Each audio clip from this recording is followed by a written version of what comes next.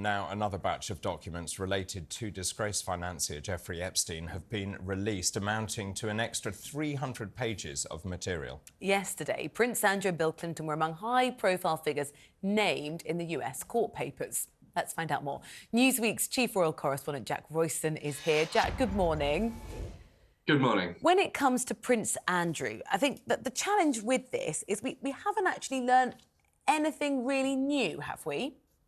No, not at all. And in all honesty, I wasn't hugely surprised about that because we have had his accusers give interviews to Netflix. We've had huge numbers of court documents previously. This whole thing has been kicking around since before 2016, really. And of course, Virginia Jeffrey sued Prince Andrew herself. So we had all of the findings from that court case. But what it does show Andrew again and reinforces that this just isn't going to go away. And of course, the anti-monarchy campaign group Republic has now reported into the police. So we'll have to see whether they decide to look at this again. I think that really it's King Charles III who should be watching most closely, because the message should be loud and clear to him that were he ever to be seen as allowing Andrew back into the fold or to restart a career in the public eye, it would go down very, very badly with the public. We can see how much interest there still is in this scandal. And there's a real feeling, I think, among the public that there is something not yet done, that there is a prosecution that could or should have been brought that was never done. And that means that there really is absolutely no way back for Andrew. And it's interesting, I mentioned this earlier on, the fact is that at the end of the day, of course, they're brothers, and the King has really reached out with open arms. This may well change that. In terms of this, all of these documents were released due to the Judge Loretta Preska. Yeah. These are the first of many pages that will come, high-profile individuals that are being named. Now, that doesn't mean any of them have done anything wrong, but clearly this story is ongoing.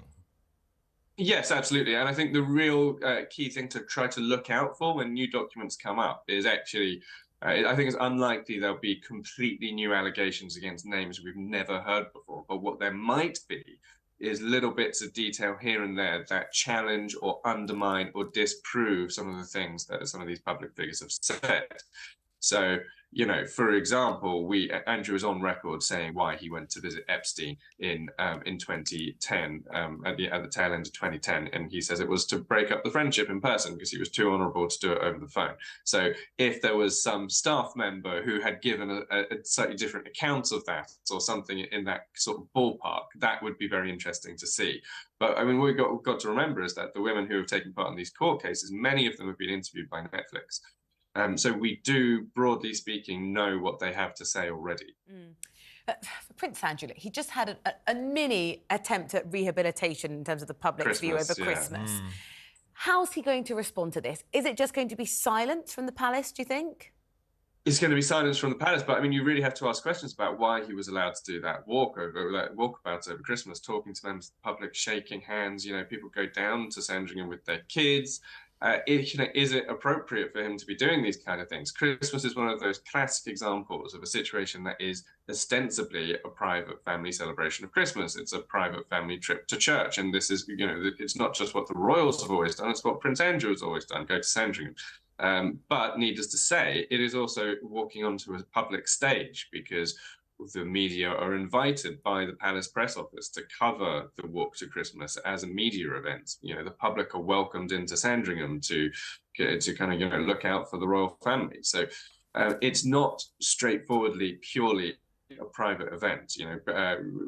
Press officers who are paid for with partly with public money are there stage managing a PR moment for the royal family, and Prince Andrew was invited to be part of that. And they knew these documents were coming out. We all knew they were going to come. So they knew it was going to be back in the papers, back on the TV in January. And yet they let him do it anyway. And Charles should be very careful about this. And just in terms of the family, of course, I think the King has been very open with his brother, allowing him back in. We've seen this reintegration into the family, as you rightly say. With the Daily Mail, the front page saying no way back. I mean, clearly there are other members of the royal family who take a very different view, who are telling the King, you need to break ties with Andrew. If you remember, he was going to kick him out of his house. He then reneged on that because he was his brother. Yeah, absolutely. Look, I think it's highly likely that William, takes a slightly tougher line on this than Charles. Although Charles was trying to kind of marginalize the Andrew's side of the family way back in the 90s before this whole Epstein thing ever blew up. So, he does have it in him to take tough decisions and to be, arguably ruthless when he wants to be. But seemingly, interestingly, since the Queen passed away, it does seem that that kind of slightly protective instinct that the Queen felt has passed on to Charles. Perhaps he feels that he has his mother's wishes to respect. I think, though, that they have to see in a really clear-eyed way that there are issues for the actual monarchy here going forward that they need to keep in their mind too.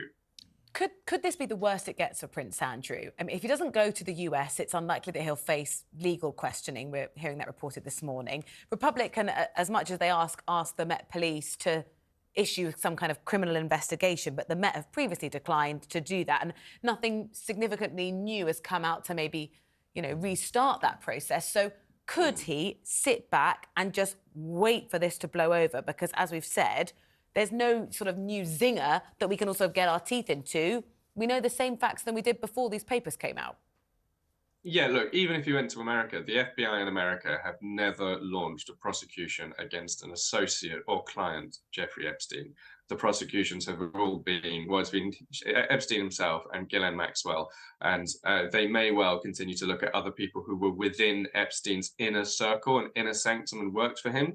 But there are people out in America of all of these allegations against them who have never been, interviewed by the FBI. So I think it's very unlikely we're going to see Andrew prosecuted either in Britain or in America, despite the fact that there were efforts in previous years by the FBI to get an account of his experiences from Andrew. But they did make it clear at the time that they wanted to interview him as a witness, not a perpetrator. Yeah. Now, why the FBI have chosen not to go to the men who were on this clients list, I don't know. I think we could do with an explanation for that in the interests of kind of transparency and open justice.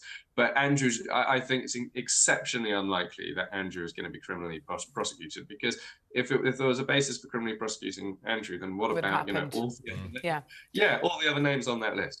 Jack, thank you so much. We've got so much to tease through with the other names that have been come out in the last 24 hours. So, Jack, really appreciate your time. Yes, thank you very much indeed.